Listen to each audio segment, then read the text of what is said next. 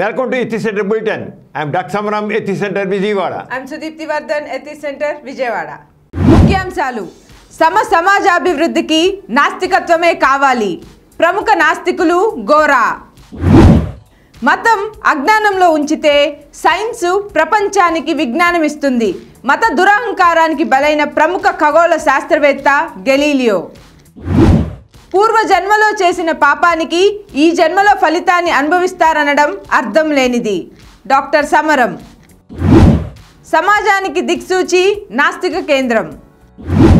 ప్రతి ఒక్కరికి విజ్ఞానదాయకమైన కార్యక్రమాలు అందిస్తున్న డాక్టర్ సమరం మల్టీ ఛానల్ నెట్వర్క్లోని 16 ఛానల్స్. ముఖ్యాంశాలు చూశారు కదా, ఇక వాటి వివరాల్లోకి వెళ్దాం.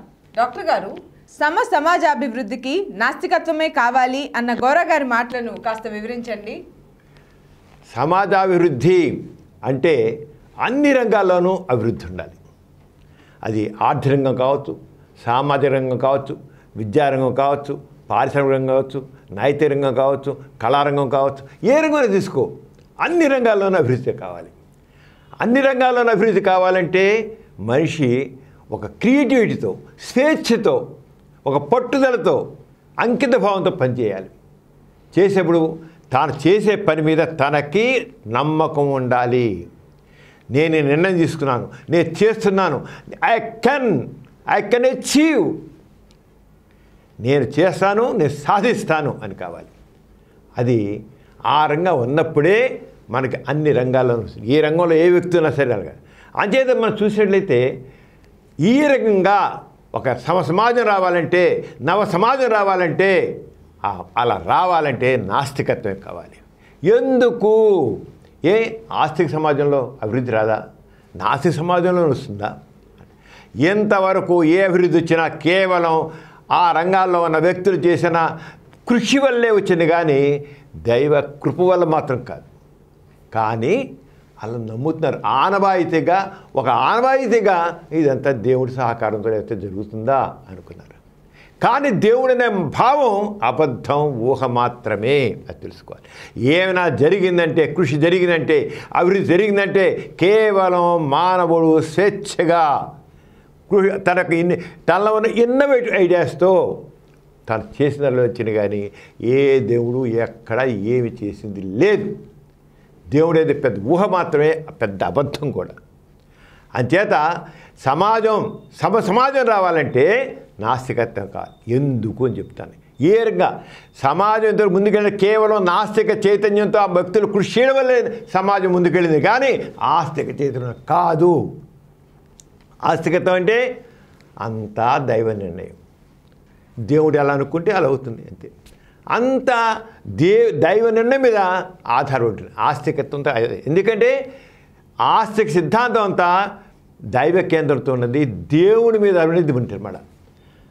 అదే నాస్తికత్వం అయితే మానవ స్వేచ్ఛగా ఆలోచిస్తాడు. నాస్తికత్వంలో స్వేచ్ఛగా ఆలోచిస్తాడు.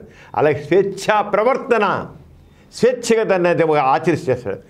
దేని దైవం మీద ఆధారపడి ఉండదు. దేవుడు ఉంటే అసలు తన మీద తన నమ్మకంతో ముందుకు వెళతాడు.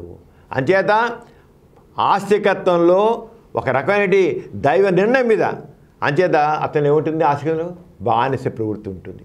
నీ ఇంత చేస్తున్నాను కానీ ఆ దేవుడు మన మీద దయ చూపకపోతే ఇదంతా వేస్ట్ అయిపోతుంది అనుకుంటాడు. ఆ భయం మాట మనిషిలో. ఇప్పుడు శ్రీహరికోటలో చూస్తాం, ఆ రాకెట్ లాంచ్ చేసేవాడు ఏం చేస్తారు, వీళ్ళు వెంకటేశ్వర గుడిలోకి వెళ్ళి దాన్ని పూజ చేస్తుంది. ఓ దేవుడా మాకు సహకరించు, మేము ఎంతో కష్టపడ్డాం అంటే ఆ చేసే కృషిలో ఆ సైంటిస్టులకే నమ్మకం వెళ్ళిపోయింది. కారణం ఏంటి? ఇదంతా దేవుడి తెలియదు, జరగదు. అంచేత ఓ దేవుడా మమ్మల్ని రక్షించు, మాకు తోడ్పాటు చెయ్యి అని ఒక బానిస ప్రవృత్తితో వేడుకోవడం ఉంటుంది.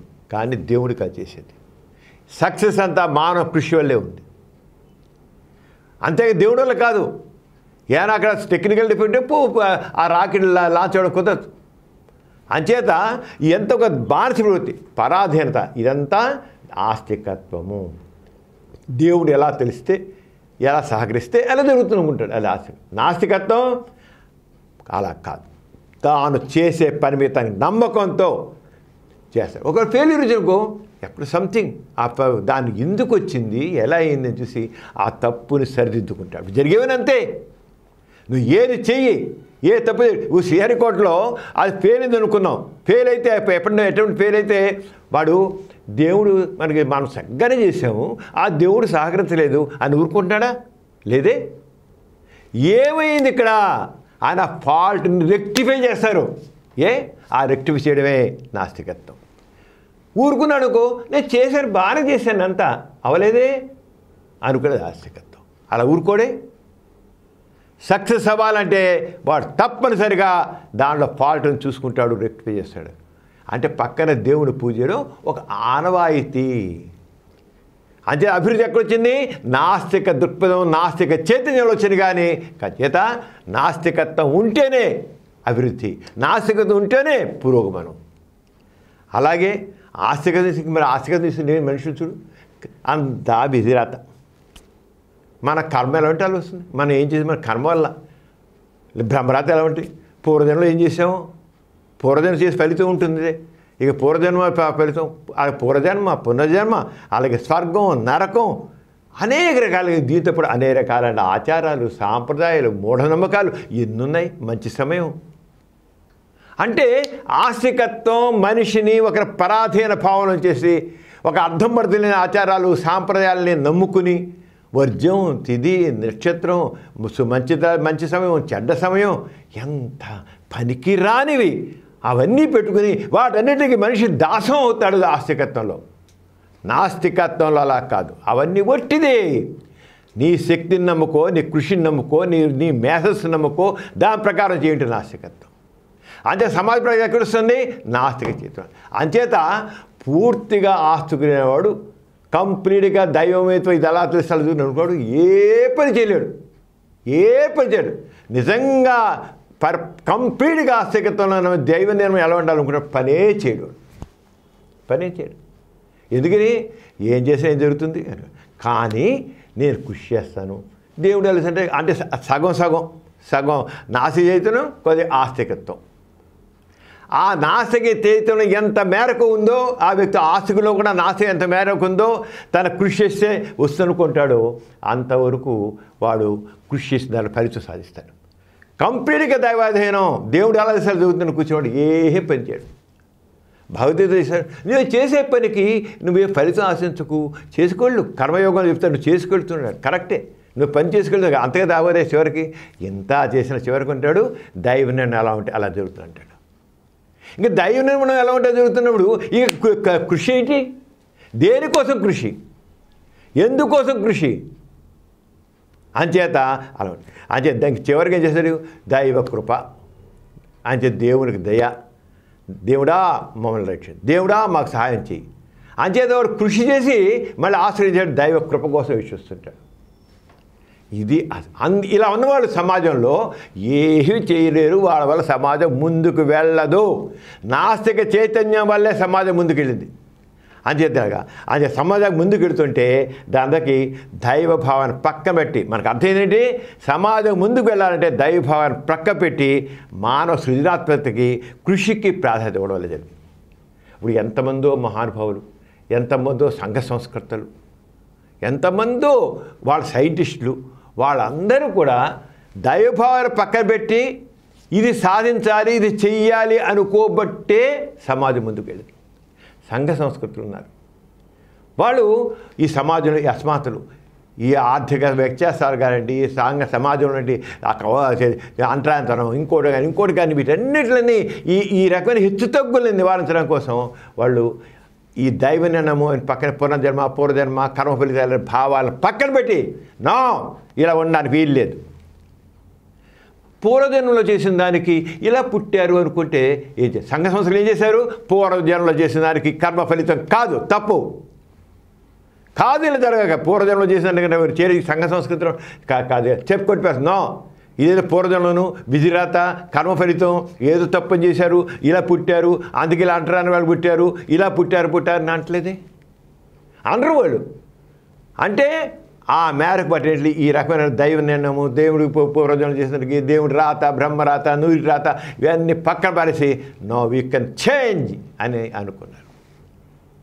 అదే ఆస్తికత్వంలోంచి దైవం సంబంధించిన విషయాలు పక్కన పెట్టి మూఢనమ్మకాలు పక్కన పెట్టి నవ చైతన్యం ముందుకు వచ్చేది. అయితే ఎందుకని వాళ్ళంత చేసినా ఎందుకని సమాజంలో మార్పు నిలబడలేదు? వివేకానందుడు ఉన్నాడు. వివేకానందుడు ఏం చేశాడు? ఈ మూఢనమ్మకాలు ఇలా ఉండడం పనికిరాదు. ఈ పనికిరాని జంతు బలులు, ఈ బలులు అవి పనికిరావు, అర్థం లేనివి అని చెప్పాడు. ఎంతవరకు చెప్పాడంటే అర్థం పర్థం లేని నమ్మకాలు, మూఢనమ్మకాలు పెట్టుకుని మనిషి ఇలా ఉండడం కంటే, మానవత లేని మనిషిగా ఉండడం కంటే ఈ నాశులుగా మారడం మంచిది అన్నాడు. ఓకే అన్న అంత ఇదిగా దానికి ఇంపార్టెన్స్ లేదు.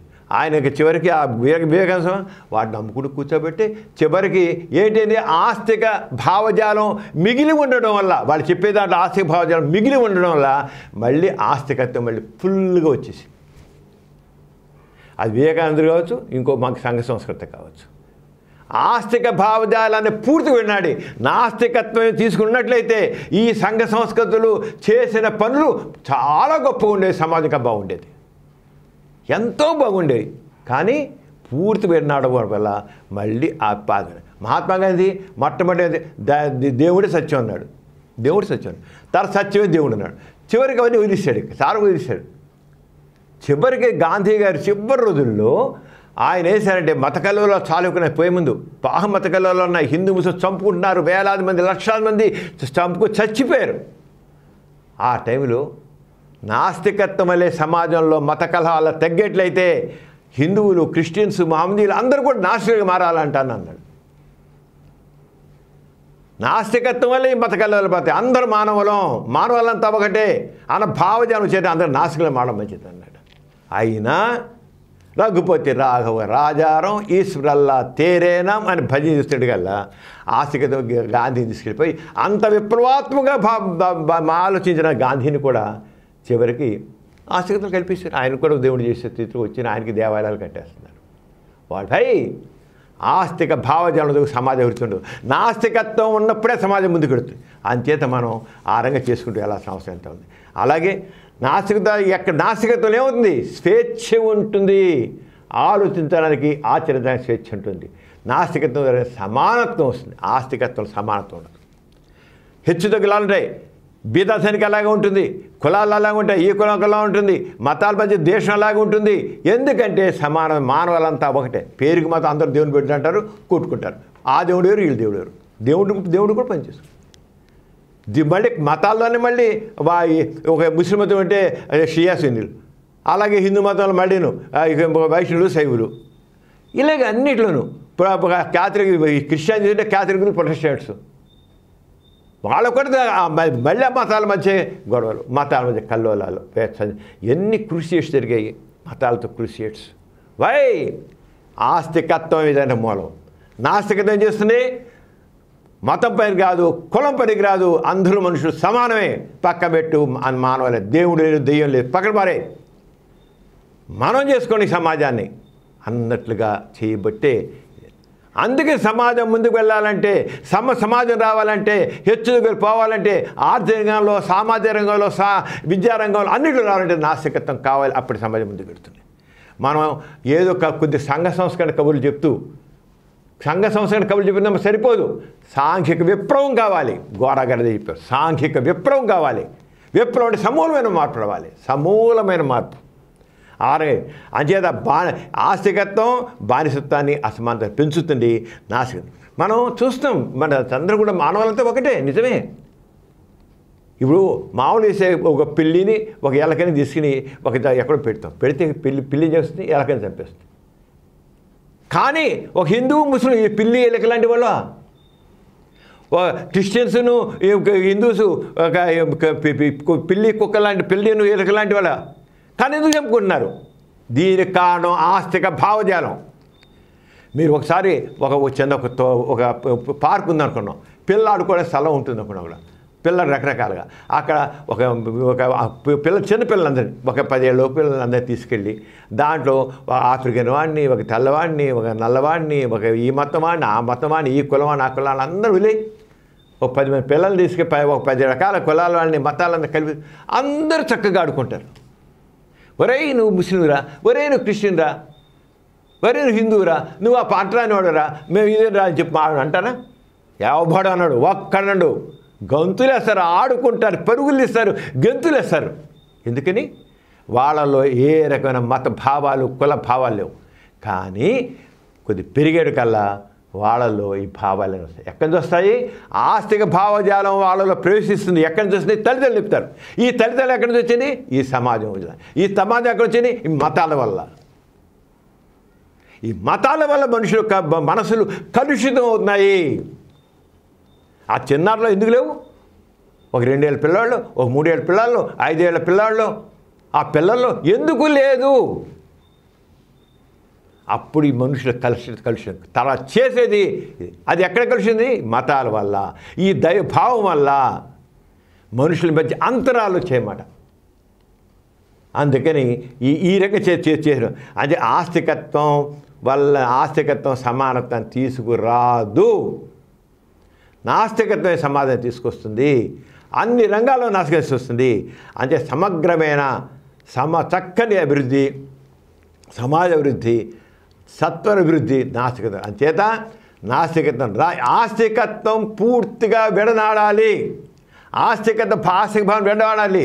వ్యక్తికి స్వేచ్ఛగా ఉంచాలి, స్వేచ్ఛగా ఉండాలి, స్వేచ్ఛగా ప్రవర్తించాలి. నీతి నియమం మనం మామూలుగా చెప్తారు. మనకి ఎన్నో ఫిలాసఫీస్ ఉన్నాయి. ఫిలాసఫీస్ రకరకాల ఫిలాసఫీ సిద్ధాంతం. ఆస్తిక ఫిలాసఫీ ఉంది, ఆస్తిక సిద్ధాంతాలు ఉన్నాయి. ఈ ఆస్తిక సిద్ధాంతాలు చెప్తే అబ్బో ఈ ఫిలాసఫీ చాలా గ్రేటు, ఫిలాసఫీ చాలా గ్రేటు.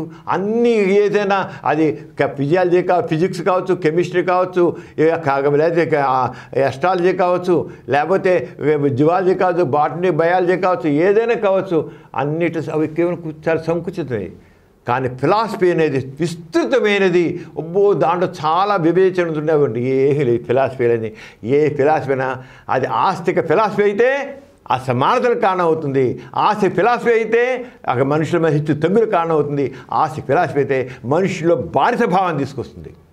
మనకు కావాల్సినట్టే ఎథిస్టిక్ ఫిలాసఫీ కావాలి, నాస్తికత్వం కావాలి. నాస్తికత్వం వచ్చే పరిపూర్ణ మానవుడు అవుతాడు. నాస్తికత్వం వస్తే సరైన మానవుడు అవుతాడు. నాస్తికత్వం అంటేనే వాళ్ళ అన్ని రకాల అభివృద్ధి గమనించే సంకేతాలు ఉంటాయి. అంచేత నాస్తికత్వం ద్వారానే సమాజం. అంచేత సమాజం పురోగమించాలంటే నాస్తికత్వం కావాలి. నాస్తికత్వం అవసరం ఎంతైనా ఉంది. అది డాక్టర్ గారు, మన ప్రతి బులెటిన్లో సామాజిక పురోభివృద్ధికి, మానవ కళ్యాణానికి తోడ్పడిన ఒక ప్రముఖ మహనీయుని గురించి చెప్పుకుంటున్నాము. ఈసారి ఎవరి గురించి చెప్తున్నారు? సుదీప్తి, ఈసారి మత దురహంకారానికి బలైపోయిన ప్రముఖ ఖగోళ శాస్త్రవేత్త గెలీలియో గురించి చెప్పుకుంటున్నాం. గెలీలియో అంటే తెలియని వాళ్ళు ఉంటుంటారు. కానీ అంత గొప్ప సైంటిస్టు 17వ శతాబ్దంలో ఆయన చేశాడు. కానీ ఆయన చెప్పిన విషయాలు మతానికి వ్యతిరేకంగా ఉన్న ఆయన పెట్టిన హింస అంత కాదు, యావజ్జీవ శిక్ష. సైంటిస్ట్కి యావజ్జీవ శిక్ష. చివరికి కళ్ళు పోయి అక్కడ యావజ్జీవ శిక్ష అనిపిస్తూ చనిపోయాడు. ఎందుకు యావజ్జీవ శిక్ష చేశారు? ఆయన చెప్పిన సిద్ధాంతాలు మతానికి వ్యతిరేకంగా ఉన్నాయి, మత గ్రంథాల్లో రాసిన వ్యతిరేకంగా ఉన్నాయని చెప్పారు. మనకు తెలుసు సూర్యుని చుట్టూ భూమి తిరుగుతుంది, భూమి చుట్టూ చంద్రుడు. ఒక ఎలిమెంటరీ స్కూల్ పిల్లవాడి దగ్గర అడిగినా ఏమిటయ్యా సూర్యుడు చుట్టూ భూమి తిరుగుతా, భూమి చుట్టూ సూర్యుడు తిరుగుతా అంటే సూర్యుని చుట్టే భూమి తిరుగుతుంటాడు. అలా కాదు కదా, మరి బైబిల్లో అలా రాశారు. భూమి చుట్టూతే ఏదైనా సూర్యుడు తూర్పు ఉదయిస్తాడు, పడవ అస్తమిస్తాడు అంటే భూమి ఇలా ఉంది దాన్ని రాసిందండి. కాదండి, భూమి చుట్టూ సూర్యుడు మీద చదువుకున్నాం కదా, మాకు తెలుసు కదా, చెబుతున్నాం కదా. భూమి చుట్టూతా సూర్యుడు తిరగట్లేదు, సూర్యుని చుట్టే భూమి తిరుగుతుంది అని చెప్తాడు. వాడు ఎక్కడ ఎంత కూడా అనుమానపడ్డు. ఎందుకని సైన్స్ అవుతున్నాడు. సైన్స్ చదివిన వాడికి ఆ సైన్స్ యొక్క అవగాహనతో నిజం ఇది, సైన్స్ అంటే నిజం. తక్కని బైబిల్లో రాసి ఉండొచ్చు, ఇంకో దాంట్లో రాసి ఉండొచ్చు, నో అంటారు. అలాగే కొపర్నికస్ అయినా 16వ శతాబ్దంలో ఆయన ఏం చెప్పాడంటే సూర్యుడు ఒక నక్షత్రం, ఆ సూర్యుని చుట్టూ భూమి తిరుగుతోంది అని చెప్పాడు. కానీ బైబిల్ ఏం రాసింది? బైబిల్లో భూమి చుట్టూతా సూర్యుడు తిరుగుతున్నాడు. అసలు ఎలా చూడ అంటే కొపర్నికస్ ఇలా చెప్తే అప్పుడు చాలా ఇబ్బంది పెట్టారు కొపర్నికస్. అప్పుడు మతస్థులు, మత నాయకులు వాళ్ళు ఉంటారు కదా. తర్వాత కొప్పర్నికస్ పోయిన తర్వాత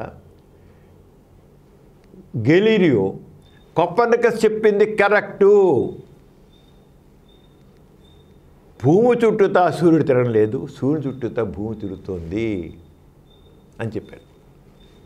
దాంతో మతాధికారపాతులు గంగబెర్లు ఎక్కేసింది. ఏంట్రా ఇలా అంటున్నాడు, ఏదో కొప్పర్నికస్ అంటే ఏదో పోయాడు, దాంతో అయిపోయిన. ఈ గెలీలియో చెప్పే ఆ టైంకి బ్రూనో ఏం చేశాడు, సూర్యుడు ఒక్కడే కాదు, ఇలా సూర్యుడు మన విశ్వంలో కోట్లాది సూర్యులు ఉన్నారు. మామూలుగా ఏమంటారు, ఈ సృష్టికి ఒకడే సూర్యుడు ఒకడే చంద్రుడు అంటారు. మామూలు డైలాగ్, ఈ సృష్టికి ఒకడే సూర్యుడు ఒకడే చంద్రుడు అంటారు. కాదు, బ్రూనేమన్నాడు, ఈ విశ్వంలో సూర్యుడి కంటే పెద్ద పెద్ద నక్షత్రాలు అనేకం ఉన్నాయి, సూచనవి కూడా ఉన్నాయి. సూర్య కుటుంబం ఎలానో వాడికి కూడా కుటుంబాలు ఉన్నాయి, కుటుంబాలు ఉన్నాయి, వాటికి గ్రహాలు ఉన్నాయి. అవి ఎన్ని ఉన్నాయి, ఒక సూర్యుడు కాదు, 10 కాదు, 100 కాదు, 1000 కాదు, లక్షలు కోట్ల నక్షత్రాలు ఉన్నాయి, కోటాను నక్షత్రాలు ఉన్నాయి అని బ్రూనో అన్నాడు. అంతేకాదు విశ్వం ఇన్ఫినిటీ, అది దానికి ఇంకా అవధి లేదు, ఎంతైనా విస్తరించి ఉంది విశ్వం. ఈ నక్షత్రాలు, పాలపొంతలు, ఇలాంటి ఎన్నో గ్రహాలు, ఉపగ్రహాలు అంతా కూడా విశ్వం అనంతమైనది, ఇన్ఫినిటీ అనంతమైనది అన్నాడు బ్రూనో. సూర్యుడు ఒక నక్షత్రం అన్నాడు. అమ్మో, దాంతో మత గ్రంథాలు రాసిన దానికి వ్యతిరేకం అని చెప్పేసి ఇటలీలో రోమ్ నగరంలో మతాధిపతులు బ్రూనోని ఒక ఇనప కొయ్యి కట్టేసేసి సజీవంగా దహనం చేశారు. నిజం చెప్పినా సరే మతం ఒప్పుకోదు. అంటే మతం అనేది మతం కానీ మతం చెప్పి అది అసంబద్ధమైనవి, అసత్యమైనప్పుడు కూడా ఈ మతాలంబులు మతాధిపతులు ఆ అసంబద్ధమైనవి, అర్థం లేనివి వాటినే అంటే అజ్ఞానం. మత గ్రంథాలు ఏం రాసిందో అదే కరెక్ట్ అనుకుంటారు, అదే కరెక్ట్ అనాలి, అనపు తప్పు. ఆరుగా బ్రూనోని 16వ శతాబ్దం ప్రారంభంలో సజీవ దహనం చేశారు సైంటిస్ట్. అతన్నాడు బ్రూనో చనిపోతూ, మీరు నన్ను చంపొచ్చు కానీ నేను చెప్పిన సత్యం ఎప్పటికీ సత్యమే, అదే ఉంటుంది అన్నాడు బ్రూనో. చంపేయచ్చు నన్ను, బ్రూనో చంపేది మీరు, నాకు బ్రూనోనే నన్ను మీరు చంపేయచ్చు, కానీ చెప్పేది నిజం, సత్యం, సైన్సు అదే ఉంటుంది నిజంగా. అది బ్రూనో చనిపోయినది 10 సంవత్సరాలకి గెలీలియో ఏం చేశాడంటే, ఇలా కాదు జనం మధ్య అందరికీ తెలియాలని చెప్పేసేసి ఆయన జనం కోసం ఈ విశ్వంలో అనేక సూర్యుడు ఒక్కడు కాదు, ఇప్పుడు ఈ సూర్యుడు చుట్టూతా గ్రహాలు తిరుగుతుంది, దాంట్లో నవగ్రహాలు తిరుగుతాయి, దాంట్లో ఒక గ్రహం భూమి, ఆ భూమి సూర్యుడు చుట్టూ తిరుగుతాయి, ఇది సూర్య కుటుంబం అంటారు అని చెప్పేసేసి గెలీలియో ఏం చేశాడు. ఇప్పుడు మనం ఇంతవరకు ఏం చెప్పాం, కొప్పర్నికస్ గురించి చెప్పుకున్నాం, బ్రూనో గురించి చెప్పాం, ఇప్పుడు మూడోది గెలీలియో గురించి. ఇప్పుడు గెలీలియో గురించి మనం వాళ్ళు స్పష్టంగా తెలుసుకుందాం అని చెప్పాడు కల్లా. ఇక ఏది దాంతో ఆ గెలీలియో చెప్పంటే బ్రూనోని హత్య సజీవంగా దహనం చేసిన 10 సంవత్సరాలకి గెలీలియో తను జాగ్రత్త బయటపెట్టాడు. ఈ పుస్తకం రాశాడు ఆయన. ఇక చేసి ఆయన టెలిస్కోప్ కనిపెట్టాడు. టెలిస్కోప్ తీసి ఆ టెలిస్కోప్లో సూర్యుడు లాంటి నక్షత్రాలు ఇన్ని కోటాను చూపించాడు టెలిస్కోప్లో. అలాగే ఆ టెలిస్కోప్లో చంద్రుడిని, తక్కిన జూపిటర్ని, ఆ జూపిటర్ చుట్టూ చంద్రుడిని, ఇంతవరకు ఉన్నారు ఈ విశ్వంలో ఈ సృష్టిలో ఒకటే సూర్యుడు ఒకటే చంద్రుడు అన్నారు. ఒకటే సూర్యుడు కాదయా, ఆ కోటాను కోట్లన్నీ నక్షత్రాలు ఉన్నాయి, చూడు దీంట్లో నీకు ఎన్ని నక్షత్రాలు కనబడతాయో. అలా ఒకటే చంద్రుడు కాదు, జూపిటర్ దాన్ని చూసుకో, ఆ జూపిటర్ చంద్రుళ్ళు ఉన్నారు. ఒకటి చంద్రుడు అవుతాడు, తప్పు. మత గ్రంథాలు రాసిన తప్పు, మత గ్రంథాలు చెప్పేది తప్పు అంతే అని స్పష్టంగా చెప్పాడు. జనాలందరికీ అర్థమయ్యేది చెప్పాడు. అలా చెప్పి చూసి చేయించాడు. అలా చూస్తే బైబిల్లో లేని విషయాన్ని చెప్తున్నాడు ఇతను, ఇది మత వ్యతిరేకము. అంచేత గెలీలియోని నాస్తికుడిని నిషేధించారు, నాస్తికుడిని తీర్చేశారు, మతద్రోహి అని నిందించారు. మతద్రోహి నాస్తికుడు ఆరంభించారు. అలాంటి గెలీలియో గొప్ప శాస్త్రవేత్త, ఖగోళ శాస్త్రవేత్త. ఆయన 1564 సంవత్సరం ఫిబ్రవరి 18న ఇటలీలోని ఫ్లారెన్స్ నగరంలో జన్మించారు. ఇటలీలో పుట్టాడు. ఆయన టెలిస్కోప్ కనిపెట్టాడు. అందరూ మామిడి కళ టెలిస్కోప్ పెడితే పెద్ద టెలిస్కోప్ కనిపెట్టాడు ఆయన. ఆ టెలిస్కోప్ పెట్టి ఈ గ్రహాలని నక్షత్రాలని వీటన్నిటిని చూడన్నాడు. చూడండి వీళ్ళందరికీ ఏమిటి మతులు చెడిపోయి మతాధిపతులకి మతులు చెడిపోయి వాళ్ళకి. అరే ఇది ఎలా చేస్తున్నాడు, ఇదేంటి రా అని. చివరికి ఆయన పుస్తకం రాసి అని చేశాడు. వేరే చూసి ఎవరు చూడగల. 1610లో మెసేజ్ ఫ్రమ్ ది స్టార్స్ అనే పుస్తకాన్ని తీసి దూరదర్శనం చూస్తే అన్ని తనకు ఇచ్చిన అనుబంధాలు పెట్టాడనమాట. ఇలా చూపిస్తుంటే ఈ రకంగా చెప్తుంటే మతాధిపతులకి మతి చెడింది.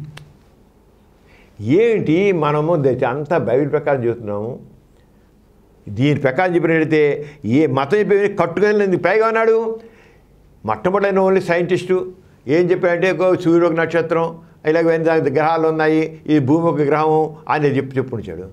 ఈ చెప్పుకొచ్చాడు కదా. ఎప్పుడైతే మతాధిపతులు బైబిల్లో లేని చెప్పిన దానికి గెలీలియో ఇలా చెప్తున్నాడు అడగల్లా వాడు ముందు అసలు అలాగా అప్పుడు ఏం చేశాడంటే అసలు ఈ మతాధిపతులు చెప్పేదంతా అబద్ధాలు, మతంలో ఉన్నది అబద్ధాలు తేల్చి చెప్పారు.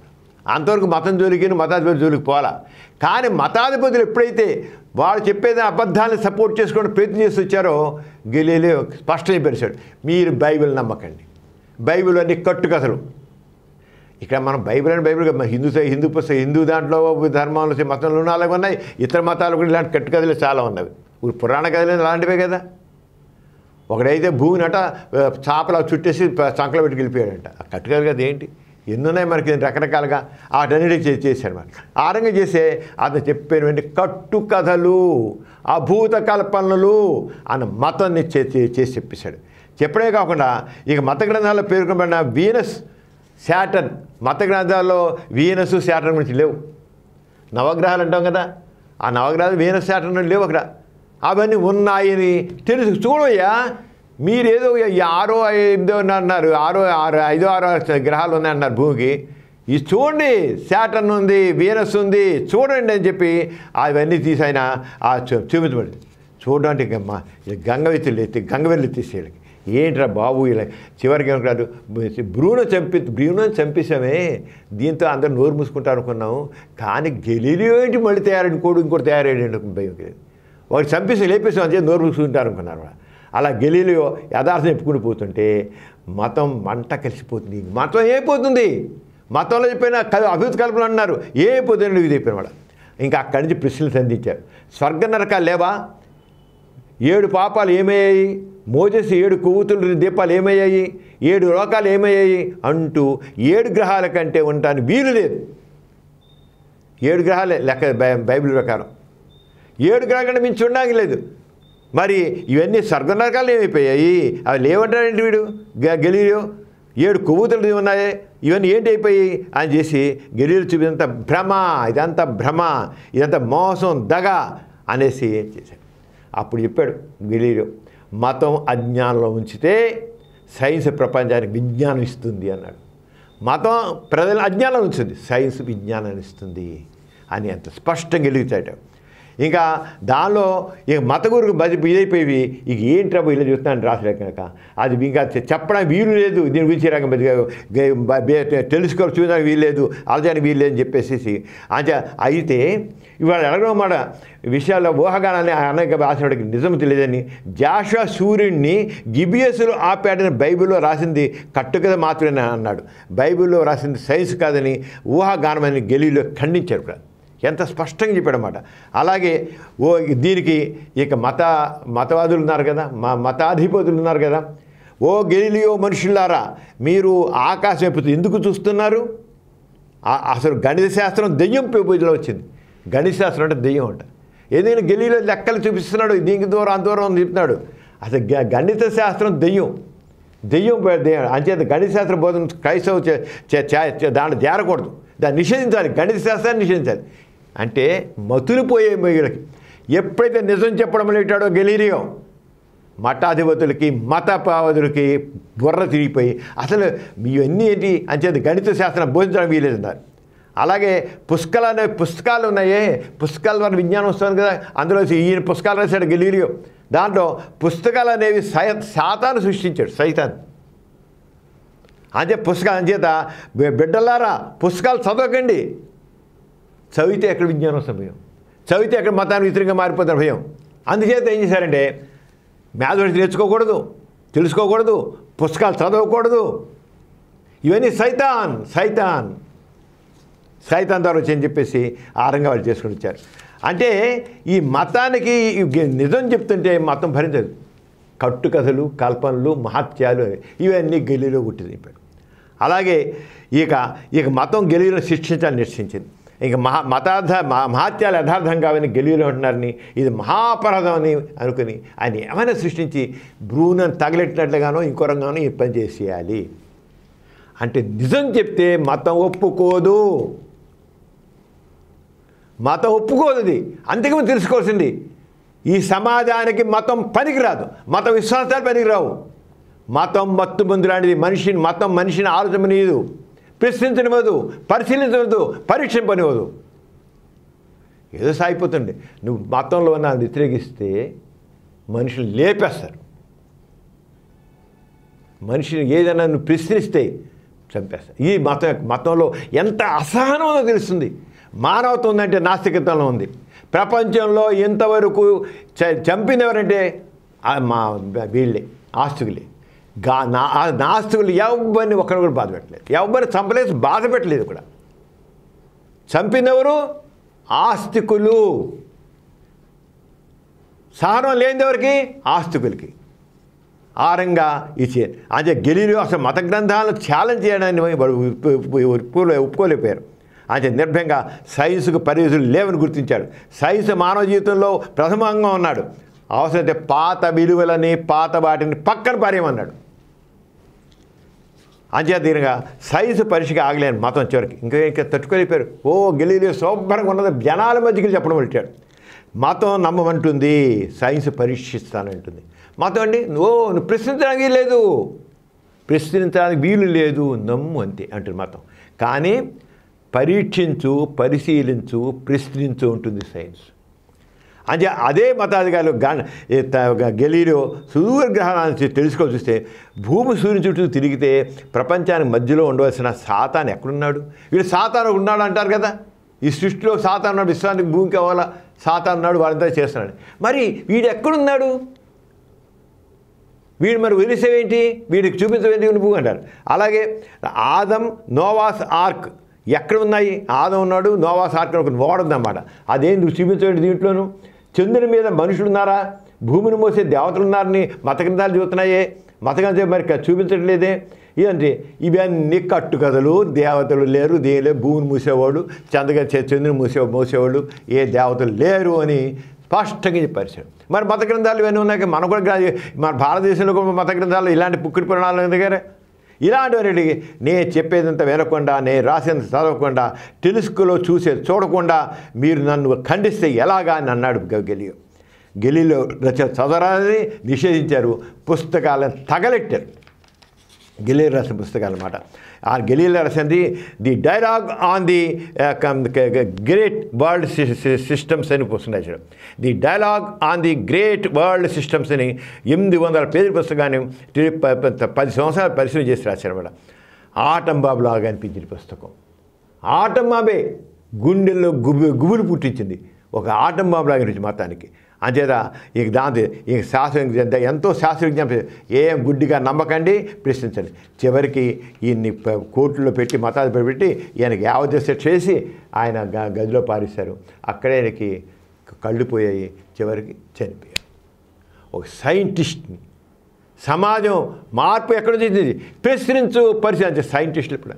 అయితే ఇప్పటికీ కొంతమంది సైంటిస్టులు వాడు సైన్సే చేస్తుంటారు. రెండో పక్క మత ప్రభావం అంటే పుట్టి గురించి వింటారు కదా, బుర్రలను పుట్టి నుంచి ఎక్కిస్తారు కదా మా విషయం ఉంది. ఒక పక్క సైన్స్ చేస్తూనే రెండో పక్క ఏమో లేదంట. అంటే ఆస్తికత్వం వాళ్ళల్లో ఒక పరాధీనత భావాన్ని, ఒక రకమైన బానిస భావాన్ని, బానిస ప్రవృత్తిని తన మీద నమ్మకం లేకుండా చేస్తుంది ఆస్తికత్వం.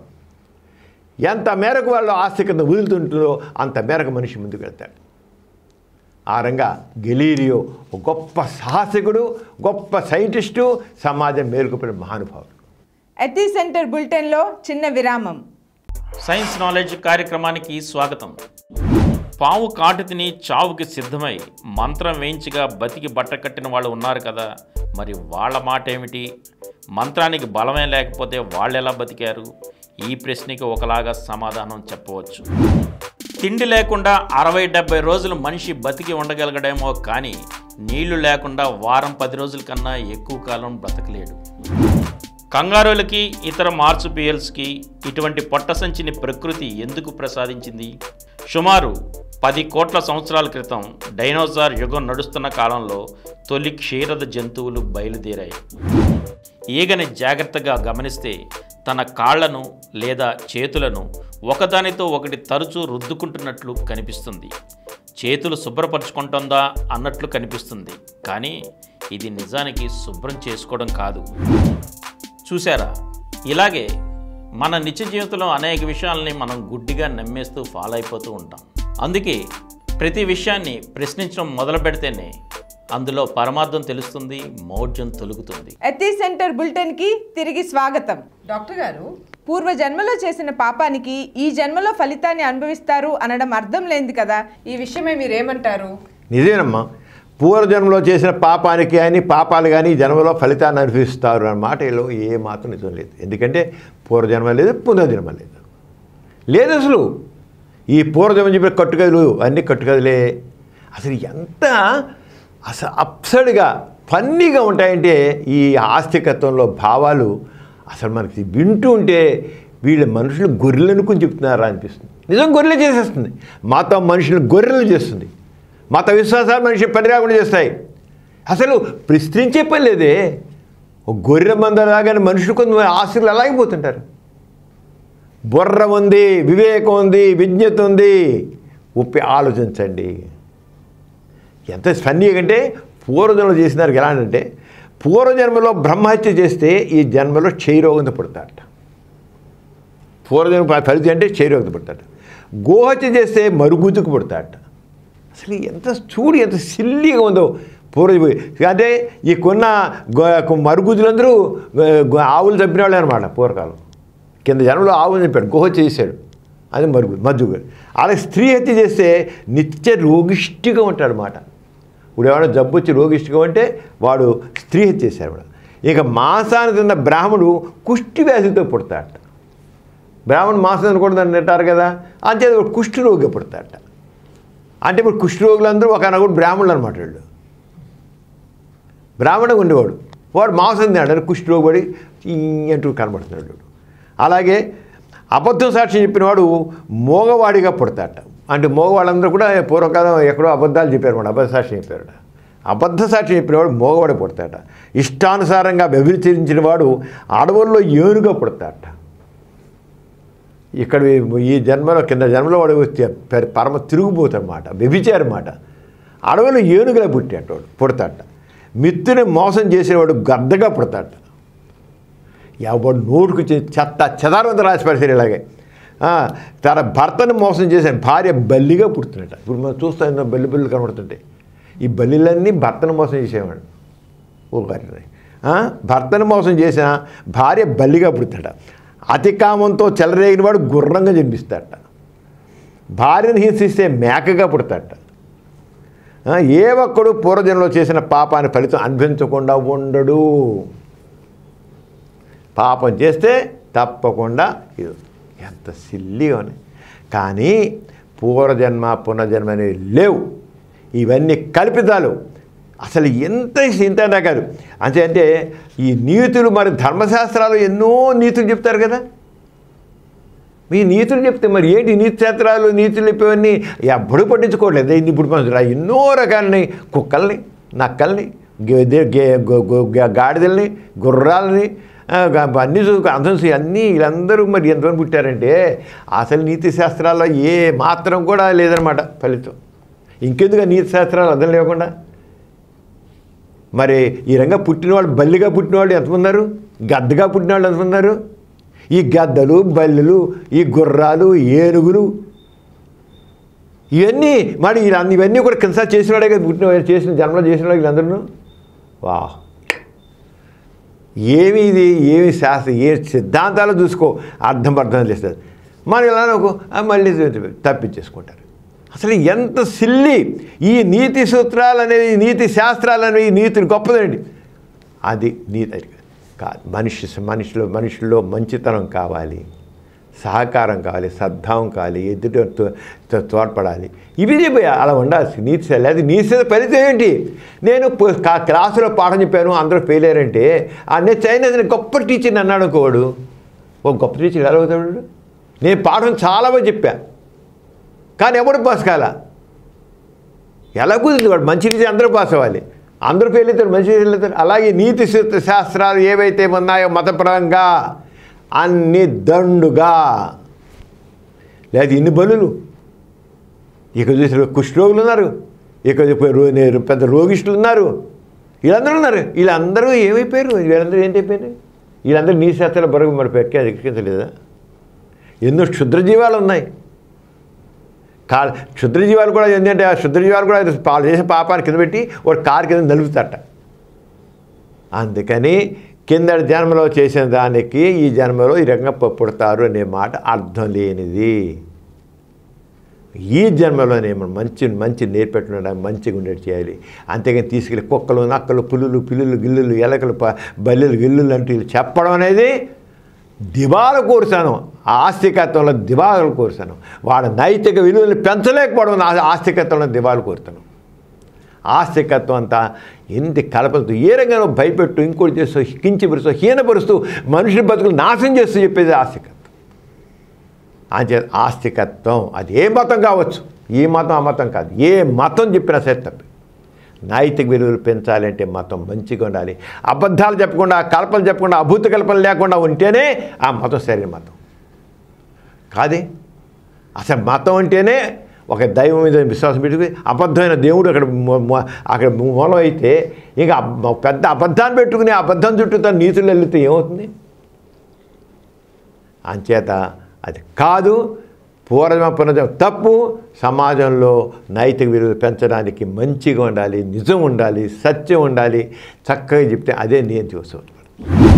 గత 15 రోజుల్లో నాస్తిక కేంద్రం, వాటి అనుబంధ సంస్థల ఆధ్వర్యంలో జరిగిన కార్యక్రమాల వివరాల గురించి ఇప్పుడు తెలుసుకుందాం. వాసవ్య హెల్త్ ఎడ్యుకేషన్ ప్రోగ్రాంలో డిసెంబర్ 1న జరిగిన 1089వ వీక్లీ ప్రోగ్రాంలో ప్రపంచ ఎయిడ్స్ దినాన్ని పురస్కరించుకుని ప్రముఖ ఫిజిషియన్ డాక్టర్ సమరం గారు ప్రసంగించారు. ఆ విశేషాలు ఇప్పుడు మనం చూద్దాం. అలాగే ప్రతి సంవత్సరం యుఎన్ ఎయిడ్స్ వాళ్ళు ఒక థీమ్ ఇస్తారు. ఈ థీమ్ అనేది ఏంటంటే ఆ సంవత్సరం అంతా ఆ విషయం మీద కాన్సన్ట్రేట్ చేసి దాని గురించి పనిచేయడం. అంచేత ఇవి చర్చించవలసిన విషయము, ఆలోచించాల్సిన విషయము, నిర్ధారించిన విషయం ఈ సంవత్సరానికి ఎయిడ్స్ విషయంలో మనం ఏం చేయాలి. అలాగే ఈ సంవత్సరం ఒక థీమ్ ఇచ్చారు. థీమ్ అంటే నిర్ణయించిన విషయం, మన అందరం ఆలోచించి డిసైడ్ చేస్తాం. అదేంటంటే గ్లోబల్ సాలిడారిటీ షేర్డ్ రెస్పాన్సిబిలిటీ. ఈ థీమ్ అన్నమాట. Global solidarity shared responsibility. ఇదే మన తెలుగులో చెప్పుకోవాలంటే వసుధైక సంఘీభావం, బాధ్యతాయుత భాగస్వామ్యం. వసుధైక సంఘీభావం, బాధ్యతాయుత భాగస్వామ్యం. ఇప్పుడు ఈ సంవత్సరం ఈ స్లోగన్ ఎందుకు ఇచ్చారంటే కరోనా. ఈ కరోనా అనేది మరి అందరినీ వణికించేస్తుంది. ఈ దేశం ప్రపంచంలో దేశాలన్నీ కూడా కరోనాకు గురైనాయి. అంచేది కరోనా నేపథ్యంలో ఈ ఎయిడ్స్ దినాన్ని మనం ఎలా చేయాలి, ఎయిడ్స్ గురించి కూడా మనం ఎలా చేయాలి అంటే కరోనా నేపథ్యం, ఎయిడ్స్ ఈ రెండింటిని చూసుకుని మనం చేయాలని. వాసవ్య హెల్త్ ఎడ్యుకేషన్ ప్రోగ్రాంలో డిసెంబర్ 5న జరిగిన 1090వ వీక్లీ ప్రోగ్రాంలో మహిళలలో అంతు చిక్కని వంధ్యత్వం అంశంపై ప్రముఖ గైనకాలజిస్ట్ డాక్టర్ వి సుజాత ప్రసంగించారు. ఆ విశేషాలను ఇప్పుడు మనం చూద్దాం. సో మెయిన్ థింగ్ ఏంటంటే ఈ అన్ఎక్స్ప్లెయిన్ ఇన్ఫర్టిలిటీలో ఆల్మోస్ట్ 90 to 95% మందికి ప్రెగ్నెన్సీ వచ్చే ఛాన్సెస్ ఫర్టిలిటీ స్పెషలిస్ట్ దగ్గరికి వెళ్తే మీకు ప్రెగ్నెన్సీ అందే ఛాన్సెస్ చాలా చాలా ఎక్కువ ఉన్నాయి. కాబట్టి you have to be happy. Stress లేకుండా, టెన్షన్స్ లేకుండా ఉన్న దాంతో హ్యాపీగా ఉండి సరైన టైంకి డాక్టర్ గారిని సంప్రదిస్తే కనుక మీకు సక్సెస్ వచ్చే ఛాన్సెస్ ఉంటాయి. అందరికీ ఒకే వయసుకి ప్రెగ్నెన్సీ రాకపోవచ్చు. కొంతమందికి పెళ్ళైన సంవత్సరానికి పుడతారు, కొంతమందికి పెళ్ళైన 1 మంత్కే పుడతారు, కొంతమందికి 10 ఇయర్స్కి పుడతారు. సో ఆ టైం కోసం వెయిట్ చేయాల్సింది. వాసవ్య హెల్త్ ఎడ్యుకేషన్ ప్రోగ్రాంలో డిసెంబర్ 12న జరిగిన 1091వ వీక్లీ ప్రోగ్రాంలో ఆర్థోస్కోపీ అండ్ స్పోర్ట్స్ మెడిసిన్ అనే అంశంపై ప్రముఖ orthopedic surgeon doctor C Prashanth ప్రసంగించారు. ఆ విశేషాలను ఇప్పుడు మనం చూద్దాం. సో ఇమీడియట్గా మనకి ఒక ఇంజురీ అయిన తర్వాత మనం చేయాల్సిన ప్రోటోకాల్ ఏంటంటే ప్రాపర్ రెస్ట్ ఇవ్వాలి. సో ఆ స్వెల్లింగ్ తగ్గడానికి ఐస్ అప్లికేషన్ చేయాల్సి వస్తుంది. అండ్ ఆ స్వెల్లింగ్ రెడ్యూస్ చేయడానికి ఒక క్రే బ్యాండేజ్తో కంప్రెషన్ ఇచ్చి మోకాళ్ళు అనేది ఎత్తులో పెట్టుకుంటే వాపు అనేది ఫాస్ట్గా తగ్గుతుంది. సో ఏవి డెఫినెట్గా చేయకూడదు, ముందు ఇవి తెలుసుకోవాలి. సో హీట్ అప్లికేషన్, ఏదైనా హాట్ వాటర్ ప్యాక్ కానీ ఏదైనా ఆల్కహాల్ అప్లై చేయడం కానీ, వెంటనే ఒక ఇంజురీ అయిన తర్వాత కూడా మళ్ళీ వెళ్ళి ఆడటం కానీ, లేదంటే మసాజ్ చేయడం కానీ ఇంజురీ సైట్. సో ఈ 4 హరామ్, ఈ కోడ్ గుర్తుపెట్టుకోవాలి.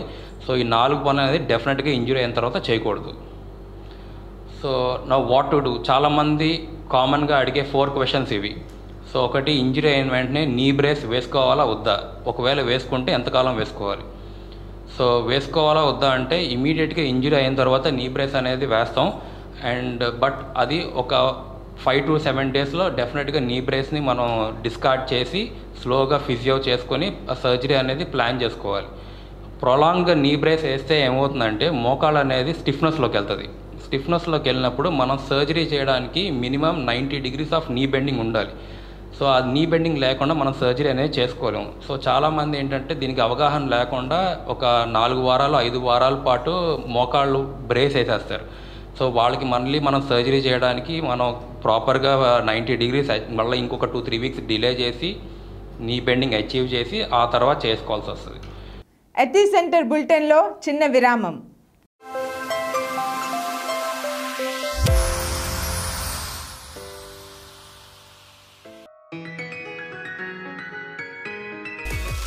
డాక్టర్ సమరం మల్టీ ఛానల్ నెట్వర్క్ తరపున మీ అందరికీ స్వాగతం. ఈరోజు ఈ నెట్వర్క్ ద్వారా మరో కొత్త ఛానల్ మగువ డాక్టర్ సమరం విమెన్ ఛానల్ని ప్రారంభించబోతున్నాం. స్త్రీలలో మనం సర్వసాధారణంగా చూసే వ్యాధి పిఐడి. పిఐడి అంటే పెల్విక్ ఇన్ఫ్లమేటరీ డిసీజ్. ఎండోమెట్రియాసిస్ అనేది గర్భాశయం లోపల ఉండే పొర. ఈ పొరనే మ్యూకస్ పొర అంటారు. గర్భాశయం ఇలా ఉంటుంది.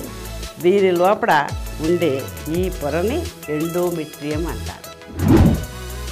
ఆడపిల్ల ఏముందండి, బయటికి వెళ్ళిపోయేదే కదా, చదువు అంత అవసరమా అని అనేవారు అని అంటూ ఉంటారు. కానీ ఇప్పటికీ అంటున్నారు. అది మనం ఫ్యాక్ట్గా తీసుకోవాలన్నమాట. స్త్రీలు కూడా పైకి రాగలరు. ప్రతి వాళ్ళు కూడా జీవితంలో ఒక ఆశతో బతకాలి. ఆ ఆశే మనల్ని ముందుకు నడిపిస్తుంది. భారతీయ మహిళలు స్వాతంత్రోద్యమంలో పాల్గొని తమలో దాగున్న శక్తి సామర్థ్యాలను సమాజంలో నిరూపించుకున్నారు.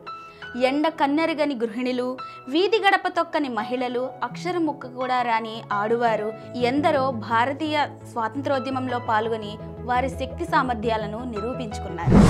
మహిళా సాధికారతను సాధించడం కోసం స్థాపించబడిన ఈ ఛానల్ ఆ దిశగా మా ఈ కార్యక్రమాలతో మీకు మరింత చేరువవుతుందని ఆశిస్తూ మళ్ళీ కలుద్దాం. ఎథీ సెంటర్ బులెటిన్కి తిరిగి స్వాగతం. శ్రీజప్తి, ఇవాళ చాలా విషయాలు మాట్లాడుకున్నాం. సమాజం ముందుకు వెళ్ళాలి, పురోగతి సాధించాలి, సమాజం రావాలి, నవ సమాజం మనం ఏర్పాటు చేసుకోవాలి, నవ మానవుడు కనబడాలి, నవ సమాజం రావాలి. అప్పుడే సమాజం చక్కగా ఉన్నట్లు లెక్క. నాస్తిక కేంద్రం ఈ విషయంలో ఎంతగానో కృషి చేస్తుంది. నాస్తిక కేంద్రం 1940లో ముదునూరులో మొదలెట్టారు ముందు గోరా గారు. అక్కడి నుంచి నాస్తిక కేంద్రం చెప్పలేదు కార్యక్రమం ఎన్నో చేసింది. సమాజంలో మార్పుకి ఎంత కృషి. ఈరోజు సమాజంలో ఈ ఎన్నో రకాలుగా మన కులాంతర వివాహాలు, మతాంతర వివాహాలు, కుల రహిత వివాహాలు జరుగుతున్నాయి, ఇంకొన్ని జరుగుతున్నాయంటూ కూడా నాస్తిక కేంద్రం ఒక పాత్ర గణనీయంగా ఉంది. దాంట్లో సమాజంలో మార్పు కనబడుతుందంటే నాస్తికత్వం. న్యాయవాది నారాయణ గారు ఆయన పేపర్లో రాస్తూ కృష్ణా జిల్లా వెళ్ళి దేవుడు లేని ఊరు ఏది అని అడిగితే అదిగో ముదునూరు ఉంటుంది అన్నారు. దేవుడు లేని ఊరు ముదునూరు. అక్కడి ఎందుకంటే ముదునూరులో మొదలెట్టారు. అప్పటికే ఎంత కొద్ది సంవత్సరాల్లోనే నీకు ఎంత సమాజంలో ఎంత చైతన్యం తీసుకొచ్చిన ఆలోచన చేసిన అర్థం అవుతుంది. ఆయన అప్పుడే 1946 ప్రాంతం దేవుడు లేని ఊరు ముదునూరు అని ఘోరగా చేసే ఎందుకంటే సత్యం ఎప్పుడో కూడా చక్కగా స్పీక్ అవుట్ అవుతుంది. ఇందుకు అన్ని రంగాల్లో కులరహిత మతరహిత సమాజం కోసం కృష్ణుడు. మానవులంతా ఒకటే, సర్వ మానవులు ఒక్కడే. అలాగే ఆర్థిక రంగంలో, సామాజిక రంగంలో, నైతిక రంగంలో, కళారంగంలో, ఇక విద్యారంగంలో ఇదేదిని కాదు, అన్నిట్లో కూడా సమాజం ముందుకు వెళ్ళాలి. ముందు 10 సంవత్సరాల పాటు ముదునూరులో 8 సంవత్సరాలు 10 సంవత్సరాలు 7 సంవత్సరాలు ముదునూరులో ఉంది. తర్వాత విజయవాడకి షిఫ్ట్ అయ్యి ఇక్కడి నుంచి పేపర్ పెట్టడం జరిగింది. ఇక్కడ చూసిన తర్వాత ఎన్ని రకాల కార్యక్రమాలు అంటే అన్ని రకాల కార్యక్రమాలు. సామాజిక విప్లవం, సంఘ సంస్కరణ కాదు, గోరా గారు చేసే సంఘ సంస్కరణ కార్యక్రమం కాదు. గోరా గారు ప్రముఖ సాంఘిక విప్లవకారులు. గోరా గారు ఏ మాత్రం కూడా రాజీ లేని పోరాటం చేశారు. గోరా గారు గాంధీతో మాట్లాడి ఎవరితో మాట్లాడి సరే నాస్తికత్వం అదే సరైంది, అదే సమాజం మార్చేది. ఆ రంగా అన్ని రంగాల్లో అది విద్యారంగం వాసవ స్కూల్ పెట్టారు, దానికి ఎంతో చేతి తీసుకొచ్చారు. ఇప్పుడు అలాగే ఆధ్యాత్మికమండి గ్రామీణ ప్రాంతాల్లో వారు రకరకాల కార్యక్రమాలు చేపట్టారు. అలాగే వాసవ మహిళా మండలి విమెన్ పవర్ పెంచడం కోసం, మహిళా సాధికారత కోసం, మహిళల చేతి పెంచడం కోసం వాసవ మహిళా మండలి. అలాగే సంస్కార్ దాంట్లో క్రిమినల్ రిహాబిలిటేషను ఆచరణకి చేశారు. అలాగే జోగిని దురాచారం ఇదేని కాదు. అలాగే నాస్తిక కేంద్రం ఎన్ని రకాల మూఢనమ్మకాల నిర్మూలన చేసే కార్యక్రమం ఇదేని కాదు. అందుకని నాస్తిక చాలామంది వస్తారు. నాస్తిక కేంద్రం సమాజాభివృద్ధికి, సమాజంలో మార్పుకి దిక్సూచే దశ. ఎంతమందో ఆ పుస్తకం విజిటర్స్ బుక్లో పెడితే వీరు ఎంతమందో నాస్తిక కేంద్రం అనేది ఒక సమాజానికి దిక్సూచి, నాస్తిక కేంద్రం అంటే నాస్తికత్వం సరైన పంథ ఏమిటో చూపిస్తుంది. ఇప్పుడు సముద్రంలో వెళుతుంటుంది, అంతా చుట్టూ నీరే, కానీ నేను వెళ్ళవలసిన ల్యాండ్కి ఏంటో ఆ దిక్సూచి చూపిస్తుంది. ఆ రంగానే సమాజం చక్కగా ఉండాలంటే సరైన మార్గం ఏదంటే నాస్తిక కేంద్రం యొక్క కార్యక్రమాలు, నాస్తిక కేంద్ర భావాలు, అది నాస్తిక కేంద్రం. నాస్తిక కేంద్రం ఎన్ని ఇక అలాగే సైన్స్ రంగంలో గోరా సైన్స్ సెంటర్. అది ఇదేనే కాదు, నీకు ఎన్ని ఉండాలో. అలాగే ఎడ్యుకేషన్ రంగంలో అన్నింటిలో చెప్పలేము, ఇదేనే మరి చెప్పలేము. సమాజంలో ఎన్ని రకాలైన కార్యక్రమాలు, అన్ని రకాల కార్యక్రమాలు. నవ సమాజం కావాలి, నవ మానవుడు కావాలి. అంతేగా అదే కార్యక్రమాలే. నాస్తికత్వం అంటే ఆచరణ. నాస్తికత అంటే కేవలం ఏదో సిద్ధాంత చర్చలు, సిద్ధాంతం కాదు, ఆచరణ. కులాలు మతాలు పనికిరావంటే ఇప్పుడు మాటలు కాదు, కులాలు మతాలు పని మతరహిత వివాహాలు ఎన్ని చేయించారు, ఎన్ని చేశారు. ప్రతిదీ ఆచరణే. గాంధీ అక్కడే గోరా గారితో ఇదైపోయింది. గాంధీ గారు గోరా గారి మాట్లాడగానే అంత ఆకర్షితులను కారణం నాస్తికత్వం అంటే ఆచరణ, నాస్తికత్వం సమానత్వం, నాస్తికత్వం అంటే స్వేచ్ఛ. చివరి గాంధీ స్వాతంత్రం ఇచ్చేప్పుడు అంతా బతకాల అక్కడ ఉన్నప్పుడు అది అయిపోయింది. తిరిగి వస్తాను నేను కొంత కంట్రోల్ లేక మనం అందరం కూర్చుని 10 రోజులు మాట్లాడడం, ఇందులో ఆయన హత్య చేయబడ్డారు. ఆయన అప్పుడే అప్పుడు రోజుల్లోనే ఆయన తక్కిన వాడు ఏం చెప్పారంటే, ఈ మత కల్లోల పోవాలంటే దానికి నాస్తికత్వం అయితే అందరూ నాస్తికులు కావాలని కోరతాను అని గాంధీ అన్నాడు. నిజంగా గాంధీ ఒక 6 నెలలు బతుకున్నట్లయితే ఆయన ఖచ్చితంగా ఈ భారతదేశానికి ఒక సందేశం ఇచ్చి ఉండేవాడు. నాస్తికత్వమే ఈ సమస్యలన్నిటికీ సరైన దిక్సూచి అంత ఇదిగా. అంటే గాంధీ గారిని కూడా అమితంగా కట్టుకుంది ఎథిస్ట్ సెంటర్ యాక్టివిటీస్ గోరా గారు. ఎందుకని నాస్తికత్వం అంటే ఆచరణ, నాస్తికత్వం అంటే మానవత్వం, నాస్తిక అంటే సమానత్వం, నాస్తికత్వం అంటే స్వేచ్ఛ. అది నాస్తిక కేంద్రం. ఆ రంగా నాస్తిక కేంద్రం మరి సమాజానికి దిక్సూచి అన్నట్టు, సమాజానికి దిక్సూచి నాస్తిక కేంద్రం అన్నారంటే ఎంతమంది రాశారు వాడు అంటే జనాలందరికీ ఇది కరెక్టైన సిద్ధాంతం, కరెక్టైన కార్యక్రమం, కరెక్టైన ఇది. ఆ రంగా నాస్తిక కార్యక్రమాలు ఎంతమందో మనకి ఎందుకు వేల మంది, ఎన్ని ఉద్యమాలు జరిగాయి నాస్తిక ద్వారా. ఇప్పటికీ నాస్తిక కేంద్రం అలాగే గోరా గారు శాస్త్రి గారు చేసిన కార్యక్రమాలని ముందుకు తీసుకెడుతోంది. అది అంచేత మతాంత సమాజం ఇప్పుడు పూర్వకాలం మతాన్ని పూర్వక సమాజం ఉంది, మతంతో కూడిన సమాజం ఉంది. ఇప్పుడు మతాంతర సమాజం వైపు సమాజం ముందుకెడుతుంది. అదే మానవుని నిర్మిస్తుంది. ఆ మతాంతర సమాజం వైపుకు సమాజాన్ని నడిపించేది నాస్తికత్వమే. మతాంతర సమాజం తీసుకెళ్లేది నాస్తికత్వమే. ఆ మతాంతర సమాజమే అసలైన సమాజం. ఆ రంగ సమాజం కోసం అందరం కృషి చేయాలి. సుదీప్తి, మరి నాస్తిక కేంద్రం గురించి తెలుసుకున్నాం. ఇప్పుడు మనం డాక్టర్ సమరం మల్టీ ఛానల్ నెట్వర్క్ ద్వారా 16 యూట్యూబ్ ఛానల్స్ రన్ చేస్తున్నాం. 16 యూట్యూబ్లో ముఖ్యంగా మన positive atheism English channel, positive Hindi channel, Telugu channel positive అలా ఉన్నాయి. అలాగే ఎథిసెంట్ 4 ఛానల్స్ ఎథిజం మీద పర్టికులర్గా మనం అనేక 4 ఛానల్స్ రన్ చేస్తాం. ఇవి కాకుండా సమాజాన్ని ఒక రకమైన నూతనగా ఆలోచింపచేయడం కోసమని ఇతర ఛానల్స్ పెట్టాం. అది మామూలుగా కిడ్స్ ఛానల్, చిన్నపిల్లల్లో జిజ్ఞాస రేకెత్తడం కోసం ఒక రకమైన అభ్యుదయపాలు తీసుకోవడం కిడ్స్ ఛానల్. అలాగే women channel, youth channel, science channel, కళాచార రంగానికి సంబంధించిన కళల్లో కూడా మార్పు రావాలి అంటే కళ మా రాగవంతానం అని.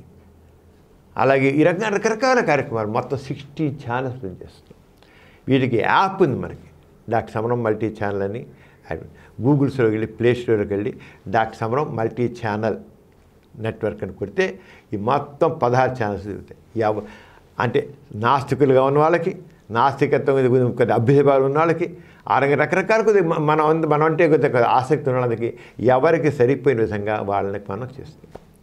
కానీ మన ధ్యేయం సమాజంలో అభ్యుదయం, సమాజంలో మార్పు. ఈ వ్యక్తుల్ని, మనుషుల్ని కొద్దిగా ఆలోచింప చేయాలి.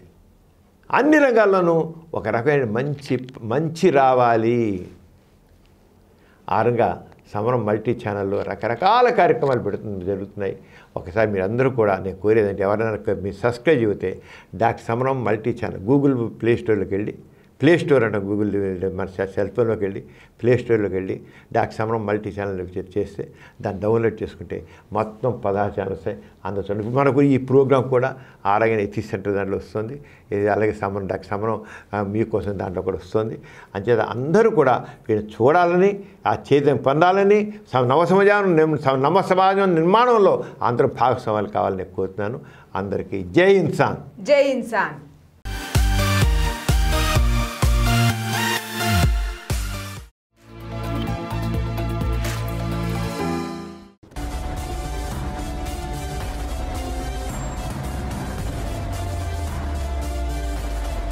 Please download Samaram multi-channel app and watch your favorite channels from your mobile. App available on Google Play Store and subscribe to the channels.